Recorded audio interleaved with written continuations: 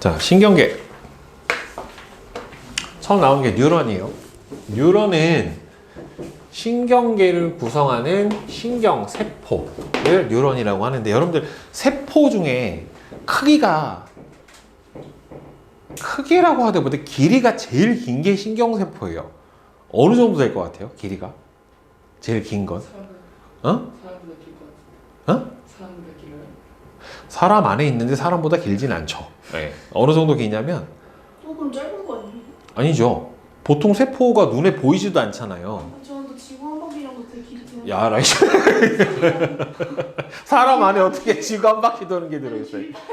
아, 그러니까 세포 정의 자체가 셀이 워낙 작잖아요. 네? 연필이요? 한 1m 한 50cm 정도 길이가. 너무 짧은. 아니, 사람 여기서 발끝까지 한 방에 연결돼 있거든요. 이게. 네, 그러면 이렇게 길죠. 이게 실제로 난자가 세포 중에 대단히 큰 세포거든요. 난자는 맨눈으로 잘 보면 보여요. 세포 중에 제일 작은 게 정자예요. 정자가 제일 작거든요. 정자는 이제 현미경으로 봐야 보일 정도로 워낙 작은데, 보통 세포들은 현미경으로 봐야지 보일 정도로 작아요. 맨눈으로는 잘 안 보이는데 난자 정도는 맨눈으로 볼 수 있어요. 네. 그리고 여러분들 계란도 세포예요. 세포 한 개. 계란 노른자가 세포 하나예요. 네. 그게 난자예요. 네. 흰자는 그냥 영양분이고, 실제는 그거보다는 그 계란 노른자 자체가 세포 하나예요. 대단히 크죠. 그렇게 치면 타조알 노른자는 왕 크겠죠. 세포 하나가. 그것도 세포 하나니까. 네.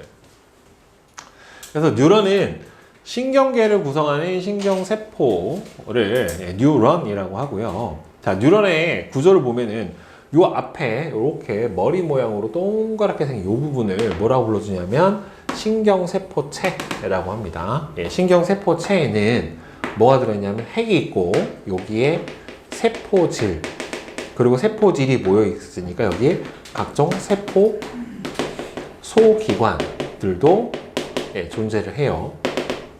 그다음에 여러 가지 생명 활동이 일어나는 부분이고, 이 신경세포는 한 번 분열이 끝나면 더 이상 분열은 안 해요. 그러니까 신경이 예를 들어서 어디가 크게 빈다거나 단절돼서 다치면 다시 재생이 안 돼요. 신경은 다시 봉합을 해서 이어줘야지. 예, 신경 자체는 다시, 신경세포나 근육세포는 한 번 만들어지면은 더 이상 분열을 안 해요. 분열이 끝나고 나면은. 여러분들 같은 성장기는 분열을 할 수 있는데, 예, 선생님 같은 경우는 이미 분열이 더 이상 되지 않습니다. 예. 그 다음에는 요 앞에 보면 요렇게 삼지창 모양으로 이렇게 나와 있는 이 부분을 가지돌기라고 해요. 가지돌기. 자, 이 부분은 뭐만 일어나는 거냐면 자극의 수용만 일어나요. 여기서 인만 돼요. 인, 아웃이 안 돼요. 다른 뉴런이나 감각기관으로부터 자극을 받아들이기만 하고 줄 수는 없어요. 그러니까 여러분들이 알고 있는 우리 앞에서 배운 뭐 시신경, 후신경, 미신경이 어디? 앞에 있는 미세포, 후세포 뒤에 바로 연결되어 있는 부분이 바로 이 가지돌기예요. 자, 그다음에 나머지 부분을 다 통틀어서 뭐라 불러주냐면 축삭돌기라고 합니다. 저 신경세포체에서 쭉 길게 뻗어 있는 돌기가 축삭돌기고요. 다른 뉴런이나 기관으로 자극을 전달한다라고 되어 있는데, 여기 가운데 있는 이 부분과 이 끝에 있는 축삭돌기 말단이라고 해요. 이 끝부분을. 축삭돌기 말단이라고 하는데, 이 가운데 있는 축삭돌기 이 부분에서는 뭐에서 일어나냐면 뉴런 내에서 자극의 이동이 일어나요. 그러니까 자극의, 정확하게는 이거를 뭐라고 하냐면은 전도라고 해요. 여러분들 전도라고 하는 표현은 언제 써요? 전도? 열이 전도되거나 전기가 이동하는 걸 전도라고 하잖아요. 이 신경세포에서 자극이 전달되는 거는 전기 자극으로 이동이 되는 거예요. 그래서 전도라고 하는 표현을 써요. 자극은, 전도는 양쪽 방향으로 다 일어나요. 여기서부터 여기까지. 여기다 주면 자극이 일로 가고요. 여기다 주면 일로 가고, 가운데다 주면 양쪽 끝으로 다 가요. 이렇게. 그래서 자극의 전도는 안에서 다 일어나요. 자, 그런데 여기서 보면 여러분들 전달이라고 돼 있잖아요. 명확하게는 전달이라고 하는 표현은 요 가운데다 쓰면은 안 되고, 이 끝에다 써야 돼요. 이 축삭돌기 말단 부위에서 뭐가 분비가 되냐면 자극 전달 물질이 분비가 됩니다.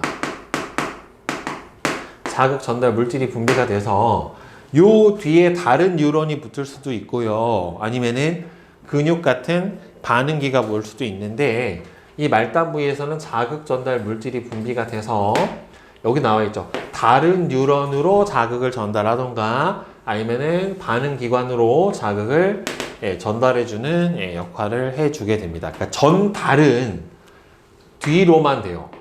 이 축사돌기 말단에서 이 뒤쪽으로만 돼요. 이 축사돌기 말단에서 거꾸로 이렇게 자극을 받아들일 수는 없어요. 그러니까 이 가지돌기에서만 자극을 받아들이고 축사돌기 말단에서는 자극을 뒤로 보내기만 해요. 거꾸로 여기서 받아서 일로 줄 수는 없어요. 그래서 이 신경세포가 특이한 게 신경세포는 자극 전달에 방향성을 가집니다.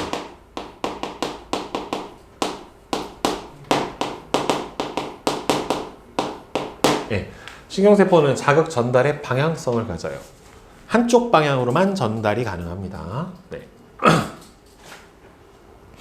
그래서 뉴런, 그리고 보면은 여러분들 여기 올록볼록 강낭콩처럼 나와 있는 부분이 있고 강낭콩과 강낭콩 사이에 보면 이렇게 비어있는 부분이 있다란 말이에요. 그죠? 보여요?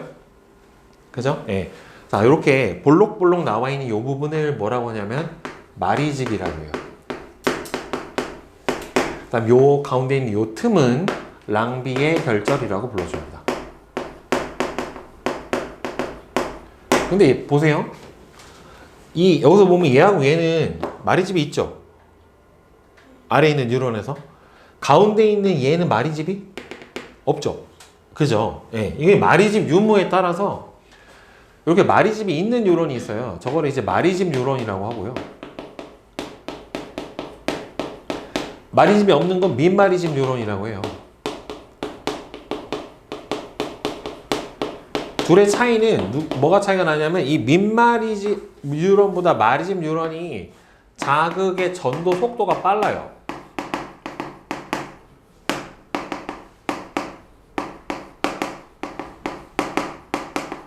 네, 자극의 전도 속도가 빠릅니다. 이게. 예.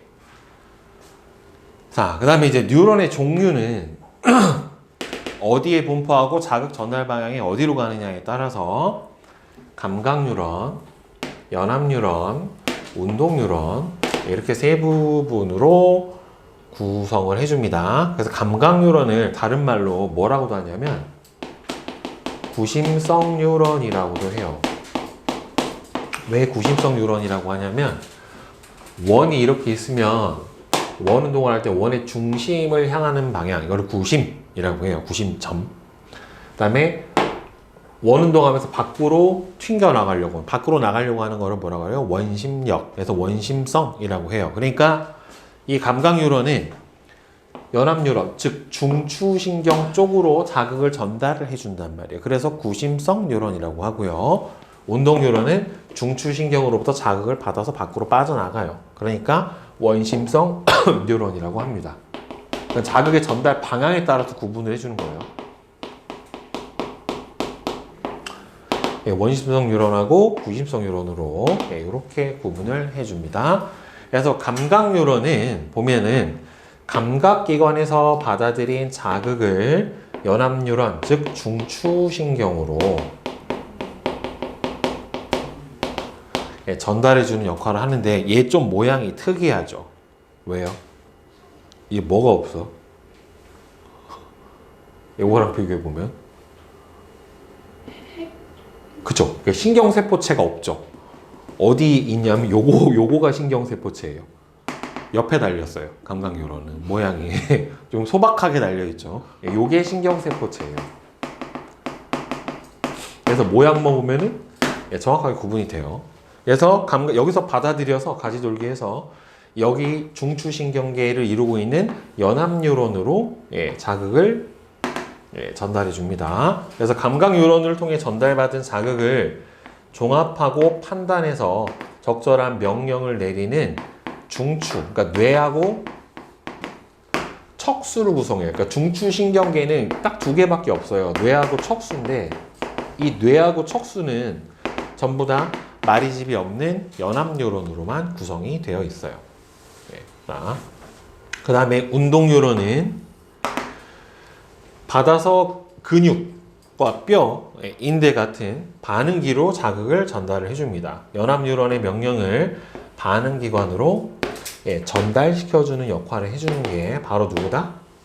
운동뉴런에 해당이 됩니다. 그래서 이 감각뉴런하고 운동뉴런은 뭘 구성을 하냐면 우리 온몸에 퍼져 있는 신경계인 말초신경계를 구성을 해요. 감각하고 운동뉴런은 우리 온몸에 퍼져 있는 말초신경계라고 하는 거를 구성을 하고요. 연합뉴런은 우리 몸에 있는 중추신경, 뇌하고 척수를 구성을 해주게 됩니다. 그래서 이거는 in, out, 얘가 컴퓨터로 치면은 자극을 받아들이는 키보드, 아니면은 마우스 또는 펜, 얘는 CPU, 얘는 모니터, 이렇게 생각을 해주시면 돼요. 그래서 자극의 전달 경로는 자극을 주면 감각기관으로 받아들여서 감각기관에서 그러니까 뭐 감각 세포들이 있겠죠. 청신경, 후신경, 미신경, 시신경들이 각각의 감각 뉴런을 통해 연합뉴런, 대뇌, 중추로 뇌나 척수인 연합뉴런으로 자극을 전달해주면 뇌와 척수의 명령을 받아서 운동뉴런이 각 반응기관의 명령을 주면 각 기관에서 반응이 일어나게 되는 겁니다. 이게 자극의 전달 순서다라고 보시면 돼요. 자, 그 다음에 이제 신경계 봅시다. 이 신경계가 우리 사람에게 아주 정말 중요한 부분이고 다른 하등 생물하고 구분되는 아주 특별한 특징이기도 하고요. 사람한테 아주 취약적인 부분이 신경계이기도 해요. 신경계가 마비가 일어나게 되면 우리 몸에 있는 정보 전달 체계란 말이에요. 그러니까 온 부분이 다 마비가 돼요. 이게 여러분들 독 중에 신경독이 있어요. 신경독. 신경을 마비하는 신경독들이 있는데 이 신경독의 작용이 대단히 치명적이에요. 그러니까 대표적인 신경독 중에 여러분들 우리가 먹는 것 중에 먹는 동식물 중에 독이 있는 거 꽤 많죠. 그죠? 보고. 테트라톡신이라고 하는 보고 독이 있는데 보고 독은요. 얘를 먹잖아요. 보고 독이 몸 안으로 들어오면 몸 안에서 자극이 전달이 안 돼요. 그러니까 감각기관의 자극을 받아들이지도 못하고 대뇌의 명령을 주지도 못해요. 그러면은 뭐가 문제가 일어나냐면 근육이 수축이 안 돼요. 근육이 수축이 안 되면 뭐가 돼요? 마비가 되는 거예요. 못 움직이는 거예요. 근데 여러분들 온몸이 마비되면 제일 문제가 되는 게 뭘 것 같아요? 온몸이 마비되면 제일 문제가 되는 게 호흡을 못해요. 스스로. 왜냐하면 이 흉곽이 늘어났다 줄었다 하면서 횡격막이 늘었다 줄었다 하면서 호흡을 해야 되는데 이 호흡 자체를 못해요. 그래서 이 독이 그래서 보고독은요 해독제가 없어요. 몸 안에서 자연히 분해될 때까지 그냥 기다려야 돼요. 근데 예전에는 숨을 못 쉬면 그냥 죽었잖아요. 요새는 어떻게 해줘요? 이제 기관 삽입해서 산소를 공급해주면 너는 인공심폐기를 달아놓으면 호흡은 할 수 있으니까 이 독이 분해돼서 자가 호흡이 돌아올 때까지 계속 기관 삽입해서 산소를 넣어주면 죽진 않으니까. 치료제가 없어요. 딱히. 보통 해독제들이 있는데 뱀독은 해독제가 있고 하는데 보고독은 해독제가 없어요. 그래서 그냥 기다리면 돼요. 그러면은 나아요. 분해가 돼요? 네, 자연 분해. 왜냐하면 독이 단백질로 돼 있거든요. 그럼 좋은 거 아니에요?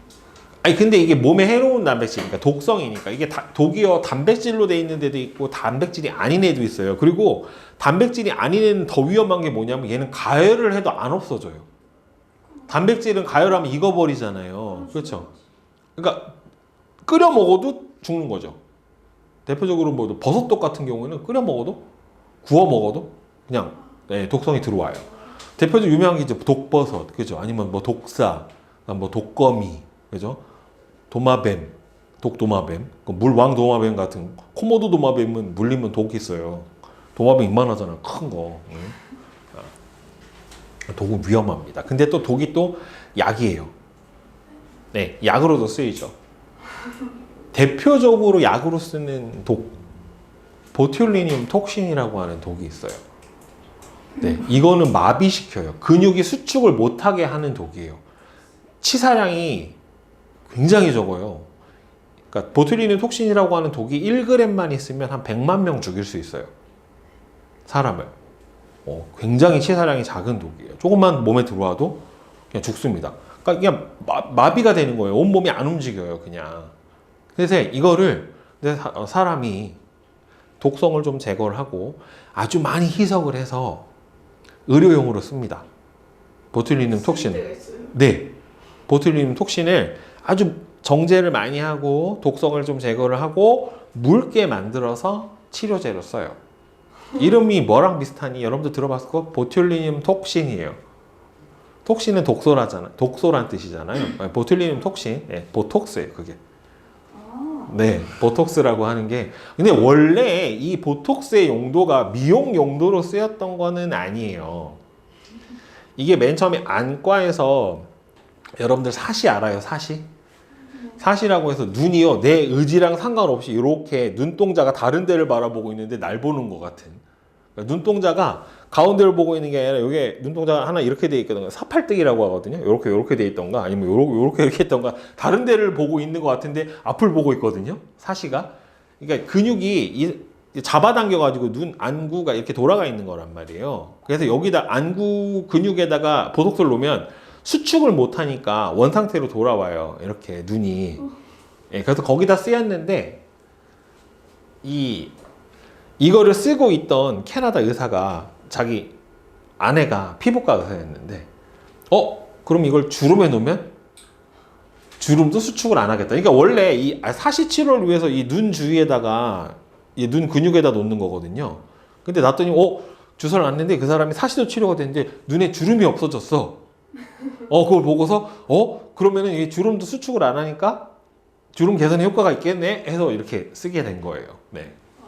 네, 그게 그렇게 돼서 알게 된 겁니다. 보톡스라고 하는 게. 네.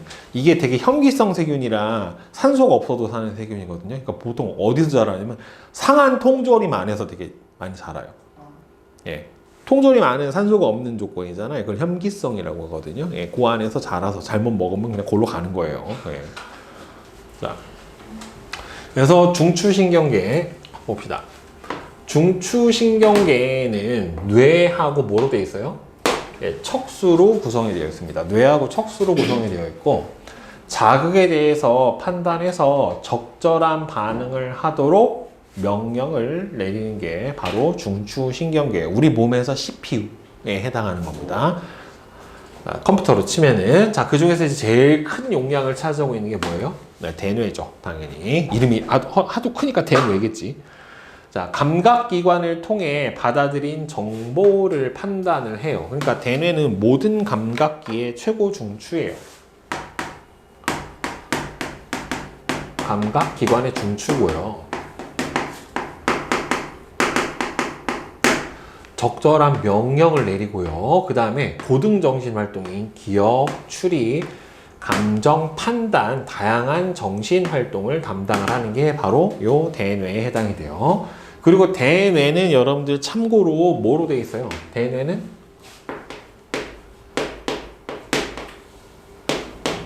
옆에서 보면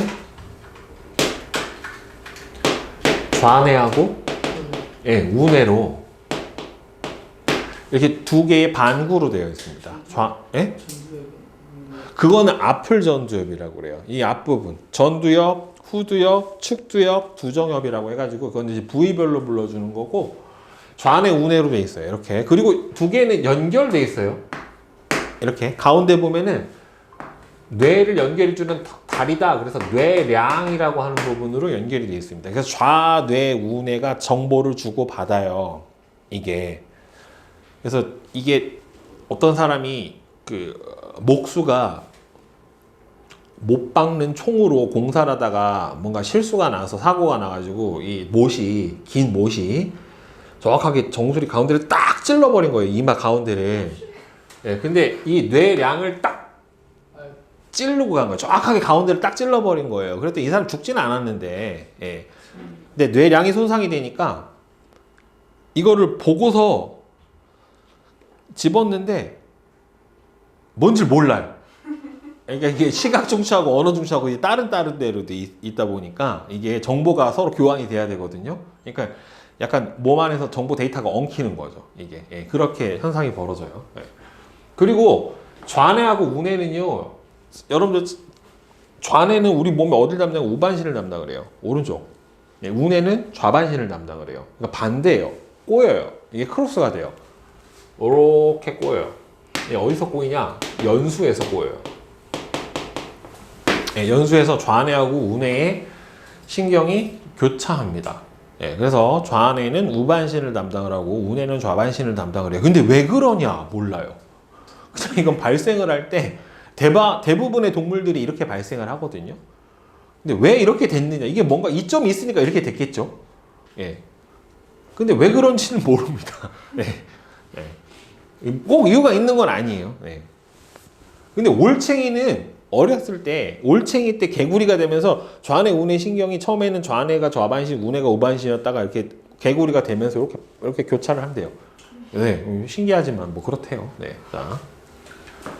그 다음에 대뇌 밑에 누가 있냐면 소뇌가 있어요. 소뇌는 우리 앞에서 했던 것처럼 근육 운동을 조절을 해주고 조절하는 걸 도와요. 돕고 균형, 평형 감각의 중추예요. 소뇌가.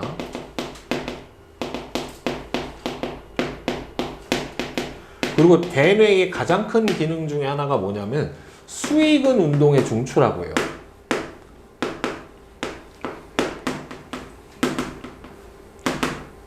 수의근 운동, 의지대로 움직일 수 있는 근육의 운동이에요. 우리 몸 팔다리 움직이거나 내가 움직이고 싶은 근육들 있잖아요. 우리 몸을 내 맘대로 움직일 수 있는 근육을 수의근이라고 해요.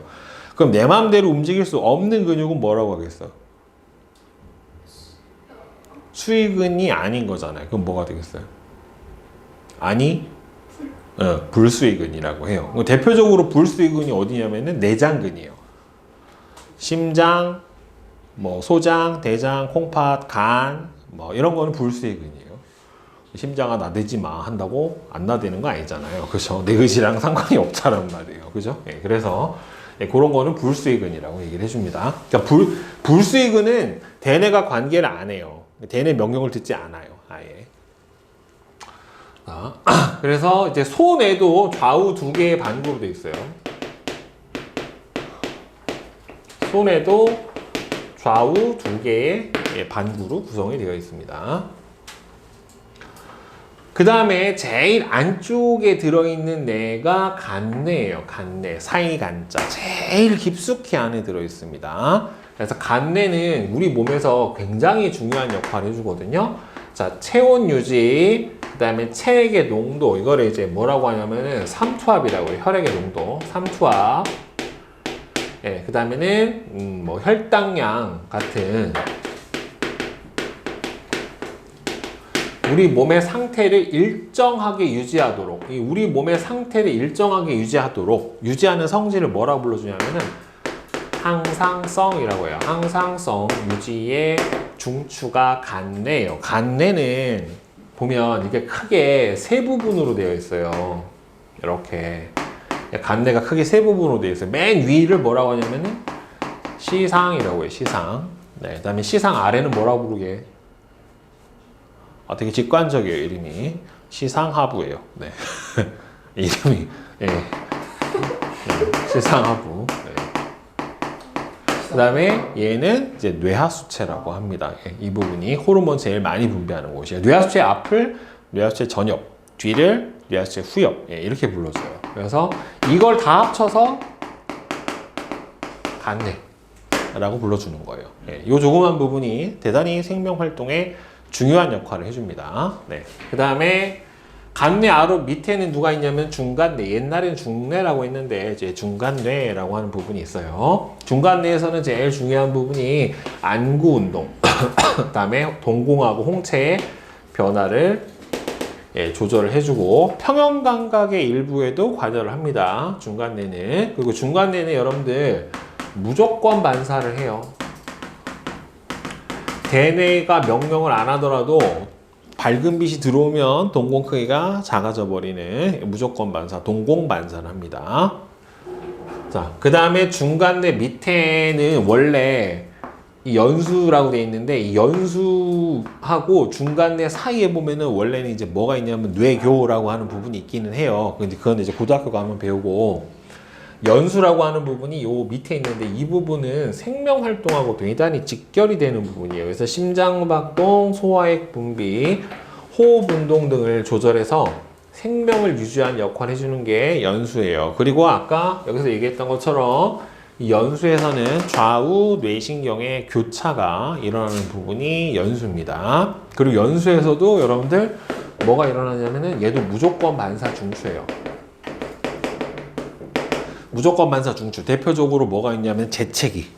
코 속에 뭔가 이물질이 들어오면은 뱉어내기 위해서 애취하는 거. 이것도 재채기. 그 다음에 하품. 그 다음에 눈물 분비. 눈에 뭐가 들어오면 눈물이 바로 나잖아요. 그래서 눈에 들어온 이물질을 밖으로 빼는 거예요. 그리고 입에 여러분들 하품 하고 있는데 누가 내 입에다가 귤을 하나 폭 집어넣었어. 어떻게 돼요? 아니 그냥 침이 나와요.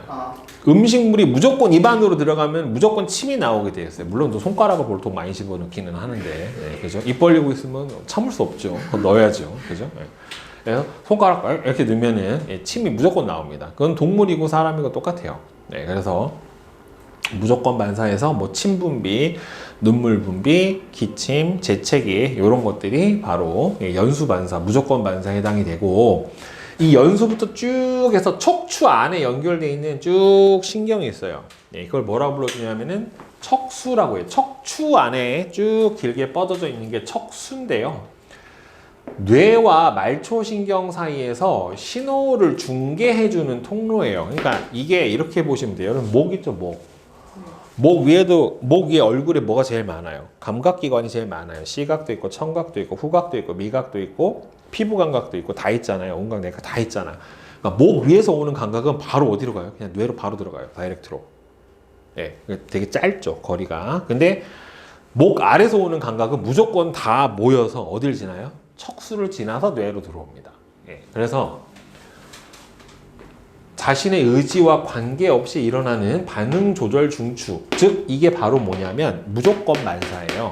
그래서 목 아래서 오는 모든 자극은 척수를 지나서 우리 온몸으로 들어오고 척수도 무조건 반사 중추예요. 대표적으로 척수의 무조건 반사가 뭐가 있냐면 무릎 반사가 있어요. 여기 요 밑에 반월판이라고 해서 뼈가 있거든요. 동그란 뼈. 요 밑에를 폭 때리면 폭 이렇게 올라옵니다. 다리가. 척수 반사. 그 다음에 또 대표적인 척수 반사가 뭐냐면 회피 반사예요. 눈에 이거 폭 찌르려고 해요. 그럼 어떻게 돼? 눈을 감아요. 그냥. 나의 의지와 상관없이 눈이 감겨요. 그 다음에 뜨거운 물체나 한번 딱 손 떼거나 레고 같은 거 밟아서 펄쩍 뛰는 것도 마찬가지로 회피 반사에 해당이 됩니다. 그래서 무조건 반사의 중추가 바로 척수이기도 해요. 그래서 이렇게 대뇌가 있고 대뇌의 지배를 받지 않는 부분이 있고 이렇게 크게 뇌는 기능별로 분업화가 다 되어 있습니다.